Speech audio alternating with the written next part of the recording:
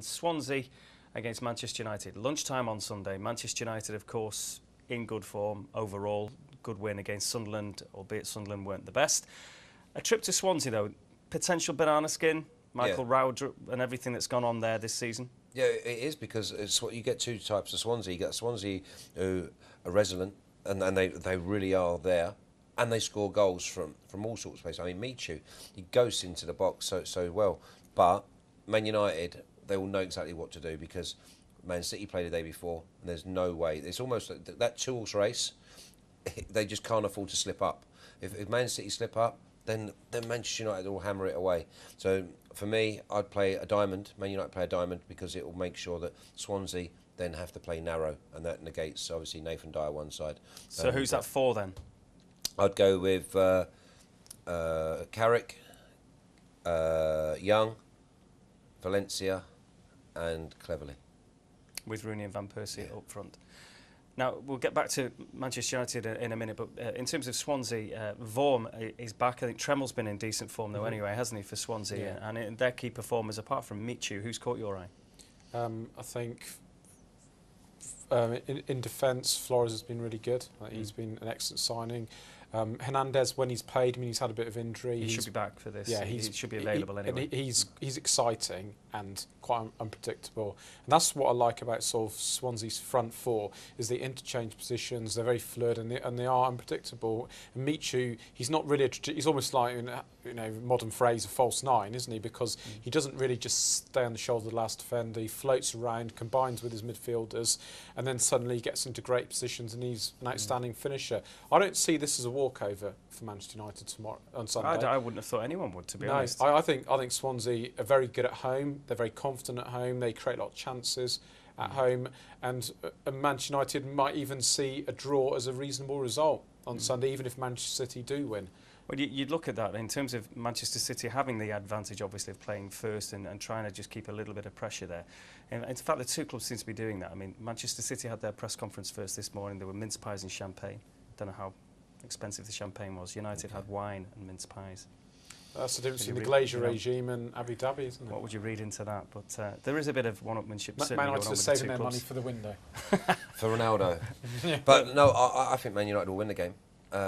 But they can't put in one of them dull away performances, because Swansea will. So it is a banana skin, what you said right at the beginning. But I think they'll 1 or 2 nil. Well, key to Manchester United winning is Manchester United not conceding goals. Yes. Now, which they've done all season. Now, they usually claw it back and come good. But Vidic, who returned for 25 minutes against Sunderland, as Sir Alex described him this morning in the press conference, penalty box defender, and somebody that they haven't had, putting his head on it and just doing the simple things well. If he returns, that's going to be a plus. Evans has signed a new deal today.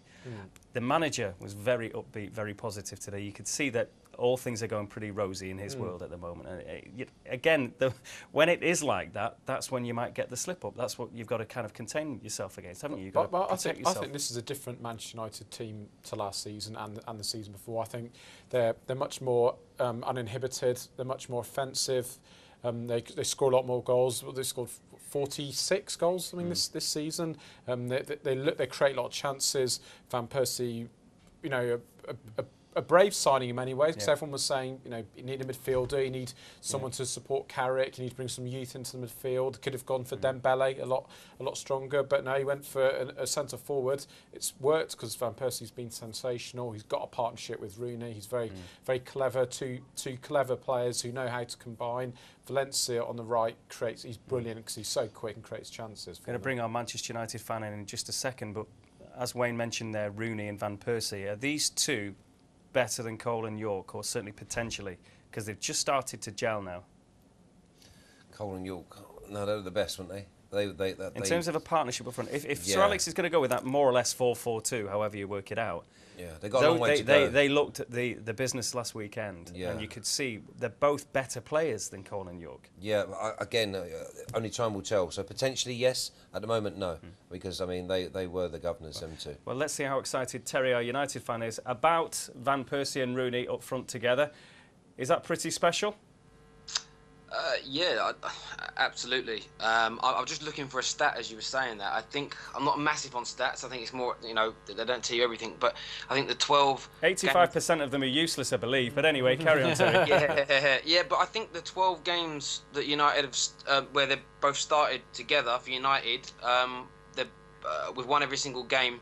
That speaks a lot for me. The fact when they're starting and playing together from the start. And they're both in form. We're beating everyone that comes in front of us.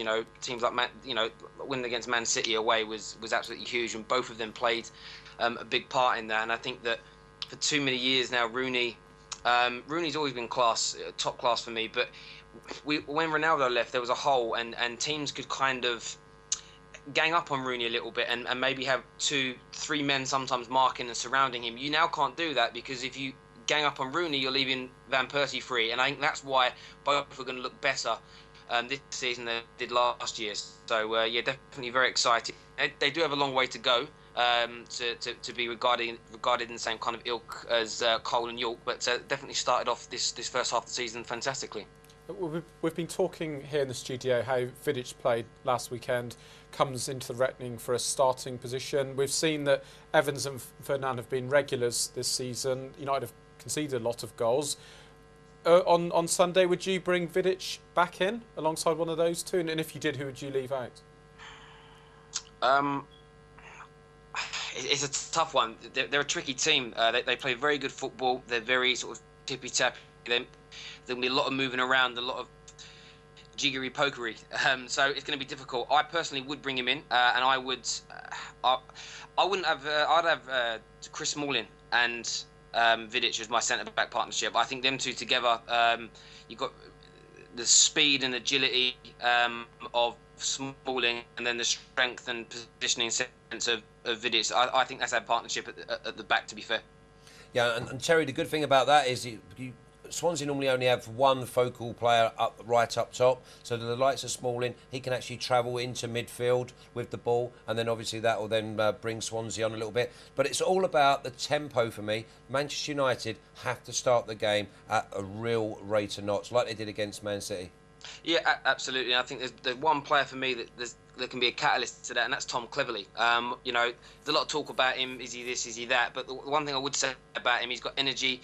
He's always available for a ball. He loves playing in triangles, and I think he's going to be really important for that energy. Carrick can sit a little deeper. He can push on and then link up with the sort of the front two and three. You'll be absolutely right. The energy when season will look poor is when lacked energy.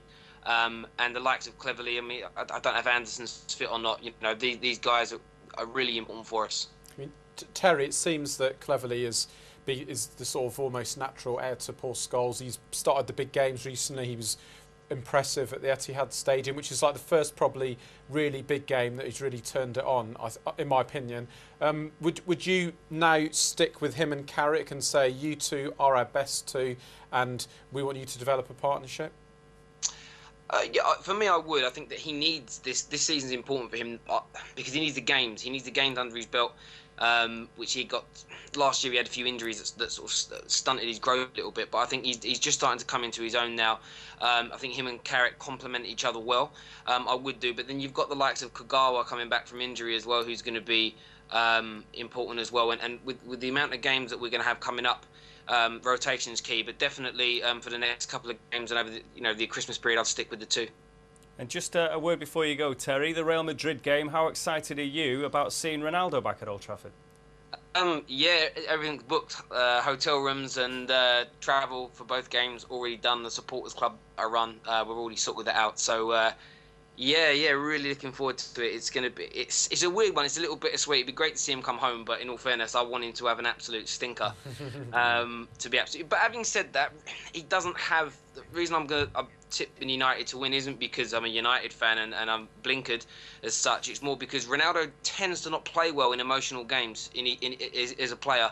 Most of the times when he's playing the big teams or big rivals or old clubs, he seems to sort of get a little bit petulant and a little bit overexcited. So fingers crossed he does that again, and we can knock out the mighty Real Madrid. A prediction for the weekend? It's going to be a tight game, but I think 2-1 United. I think we'll have enough. I think we'll be strong enough to get past Swansea this week. Terry, all the very best. Enjoy Lovely. your Christmas. All the Cheers, you best to too. Thank you. Just tell.